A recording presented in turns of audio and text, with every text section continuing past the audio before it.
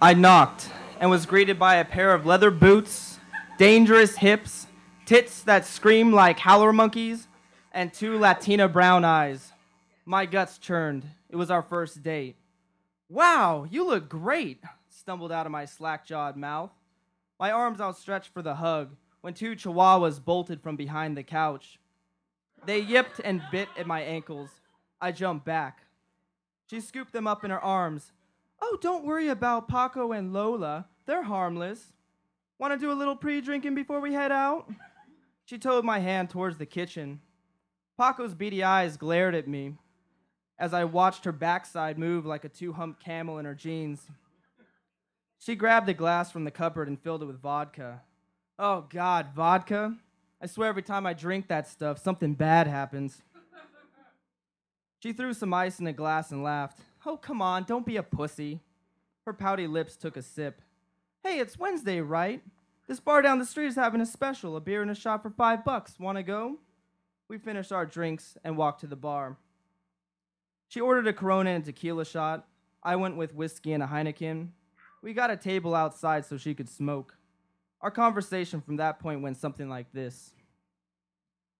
Carlos Santana taught my dad to play the guitar when we lived in Mexico. She flipped a strand of hair behind her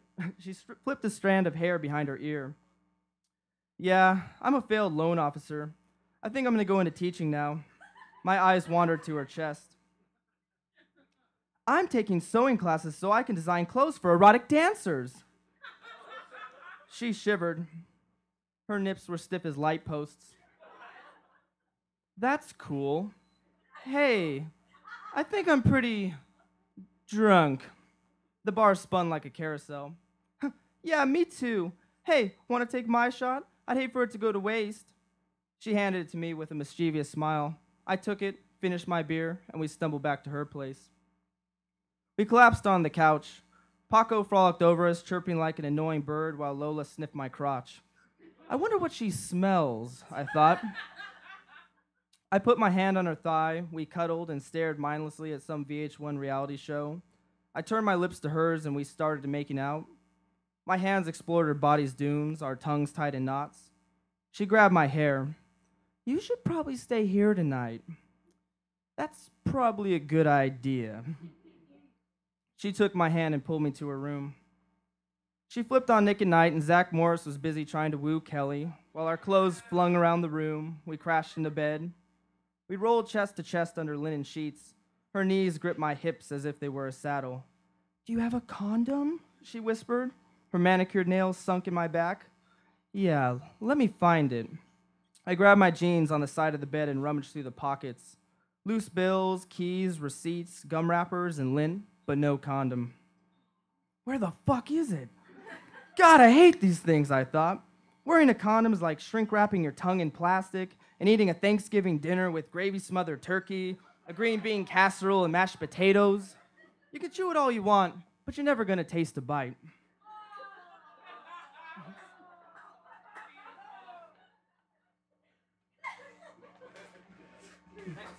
All right. There's a page there. Hurry! She bit her lip. I started to sweat and felt sick. Then right when I was about to break down and lose it, I saw it, lying there on the ground.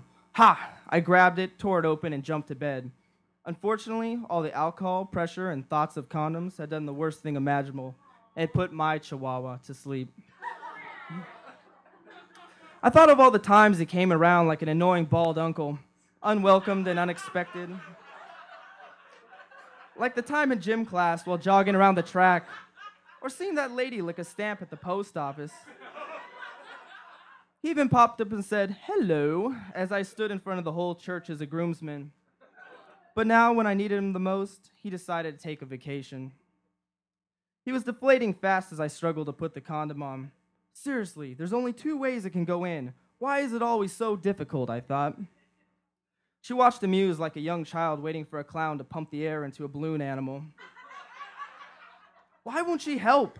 Maybe just a little slap and tickle? Or better yet, why doesn't she blow some air back into him herself? But no, she just laid there as sweat dripped from my brow, and I cursed the now wrinkled balloon lying limp and lifeless in my hand.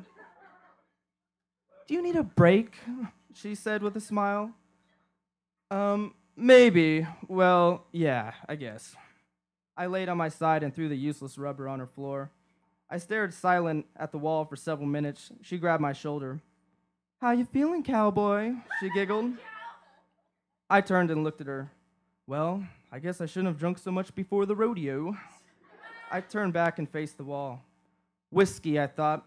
That was the curse that caused so many of my Irish ancestors to lose their wives, their jobs, but worst of all, their boners. I woke up to nails running down my arm. She grabbed my sleepy serpent. He stirred. Could it be, I thought, the whiskey is wearing thin? I leaned over and kissed her shoulder. I moved my chest against her back. I caught a glimpse of her red thong being swallowed by sweet cheeks. His neck stretched. I worked my fingers to her ear. She moaned. That was all he needed. He leaped up and flexed his veined chest like the Hulk. Then she looked back at me and said, Do you have another condom? I stared at the crumpled rubber line in Chihuahua fur on the floor. I only brought one. Okay, let me get another one. She started going through her drawers. Ah, there it is. She pulled it out. My eyes widened. My heart screeched to a halt. Across the golden package was a black inscribed word that struck horror into my modest loins. Magnum. I mouthed the word in slow motion and looked up at her like a puppy. You don't have anything, I don't know, maybe just a little more snug? Nope, but you're a big boy. You'll be fine. She handed it to me. Yeah, well, see what I can do. He's gonna look like a peanut in a sleeping bag, I thought. The condom smoldered in my hand as I put it on. Then, as if things couldn't get worse, my bald uncle went into cardiac arrest. I tried to resuscitate him, but he was losing blood fast. She stared at me again, her hands behind her head. I wanted to scream, Can't you see he's dying? Give him CPR for Christ's sake before he goes back into a coma. A solid beep echoed in my ears. He let out his last breath. He was gone. I'd done everything I could. We both gazed at him. He looked like a broken cornstalk in a field. The Fresh Prince of Bel-Air played behind us. Carlton was doing his signature dance and mouthing Tom Jones' It's Not Unusual into a candlestick. This has never happened to me before. I pulled the covers over me and poked my feet out the bottom. Her smile collapsed. Maybe you just don't find me attractive. She stared into my eyes. I meditated for a moment, searching for the right words. No, it's not that. I took a deep breath. I think I'm just allergic to vodka. I gave her a half smile and shrugged a shoulder. She rolled her eyes. Yeah, and turned her back to me. I followed the vertebrae up her back with my eyes and realized no words could salvage the evening. I glanced down at the chihuahuas curled up together at the foot of the bed. Paco's chin rested on Lola's shoulder. His beady eyes stared back at me, but this time his jowls were twisted ever so slightly into an unsettling grin. Thank you. Patrick Johnson.